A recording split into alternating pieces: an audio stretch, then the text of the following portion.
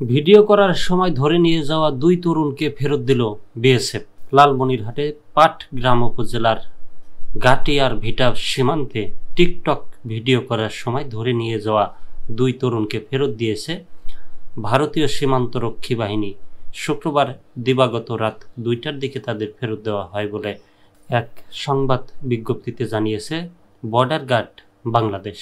ফেরত আসা তরুণরা হলেন বগুড়া মহাস্তানগর বকুল ইউনিয়নের সাইফুল ইসলামের ছেলে মোহাম্মদ সাজিদুল ইসলাম ও পাটগ্রাম উপজেলার রহমত গাটওয়ারা ভিটা এলাকার মোস্তফাইজ মিয়ার ছেলে এসএসসি পরীক্ষার্থী মোহাম্মদ মাহফুজ ইসলাম ইমন। মাহফুজ ও সাইফুল সম্পর্কে মামা ভাগিনা। সাইফুল মাহফুজদের বাড়িতে বেড়াতে এসেছিল, টিকটক করতে গিয়েছিলেন হয়তোবা সীমান্তের কাছাকাছি হবে বা 0 পয়েন্টে, সেজন্যই এমন দুর্ঘটনার ঘটনা ঘটে।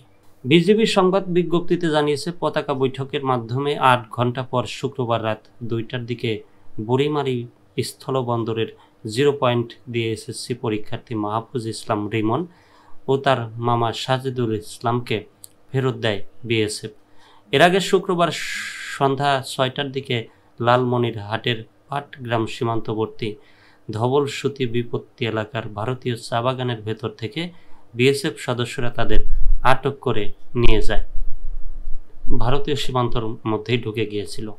জানা যায় সীমান্ত পার হয়ে অনুপ্রবেশ ও ভিডিও ধারণের অভিযোগে বিএসএফ তাদের আটক করে। ঘটনার খবর পেয়ে বিজিবির তিস্তা ব্যাটালিয়নের সদস্যরা বিএসএফ এর সঙ্গে তাৎক্ষণিক যোগাযোগ করেন রংপুর সেক্টর কমান্ডারের মাধ্যমে।